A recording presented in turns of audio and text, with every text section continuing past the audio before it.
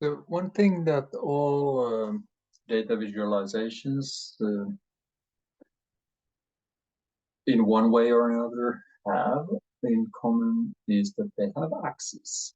So you have often a vertical axis and a horizontal axis.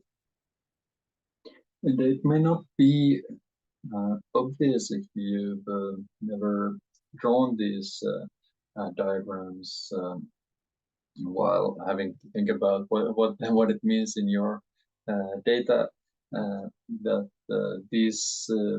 the choice of axis can be very influential in what your data ends up looking like. So there was a case a while back where Facebook was using the news feed of users to promote either to show more neutral emotions or neutral stories or sad stories or happy stories. I don't remember completely how it went, but there was a big splash because as it says in the caption of this image, that it was scandalous, spooky, and disturbing. And, because they found out that you could manipulate people's posts or the emotional content that they were posting. And so there's a related thing with Facebook and Cambridge Analytica data scandal where this firm called Cambridge Analytica really did this targeted sort of advertising, and was supposedly able to show that they could influence people's behavior. But it's not as simple as it seems. If you find this text, I think it's quite nice, but it might not show the full picture. But what's interesting about this case, when you think about it for a second, so we have Facebook, who feeds on advertisement revenue. We have Cambridge Analytica, which is a company which has the incentive to, which the whole business of that company comes from trying to affect people's attitudes and behavior. And then we have the press and the online media and all of that, whose incentive is to, who are incentivized by people clicking and reading their stories. So which one of these three players in this whole news story is incentivized to say that there's not really much to see here? And yeah, the answer is none, of course.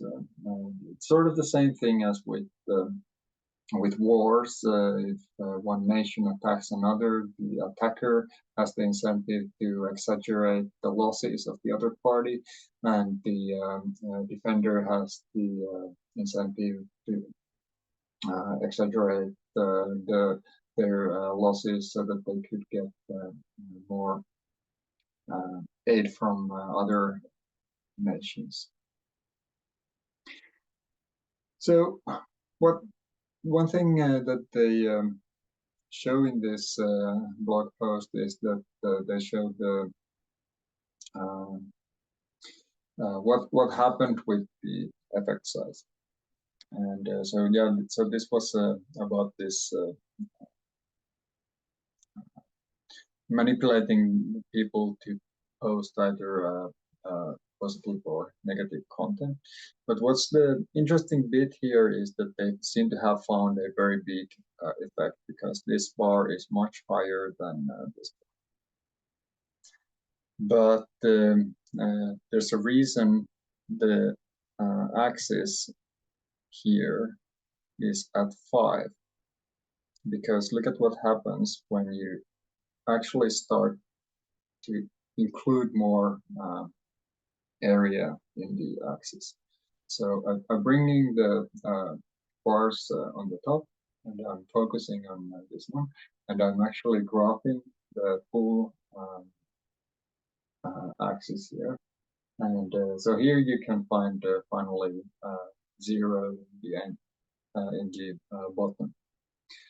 And now when you include 0 to this graph, it doesn't look that convincing anymore. It doesn't look that scandalous anymore. But bear in mind that even very, very small effects can be meaningful if you can play upon billions or hundreds of millions of people and do a very small intervention on everyone. The cumulative effect can still be very large and meaningful.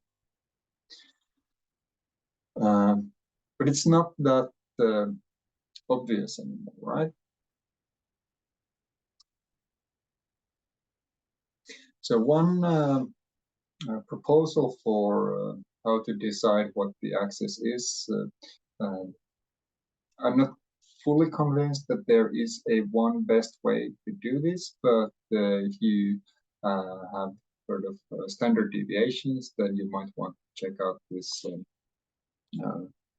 paper, which is called something that's not presented here. Let's see. Okay. Well, you have, oh, here it is. Yeah, so if you Google that, you will find it. It's probably, well, I know it's published, so have a look over there.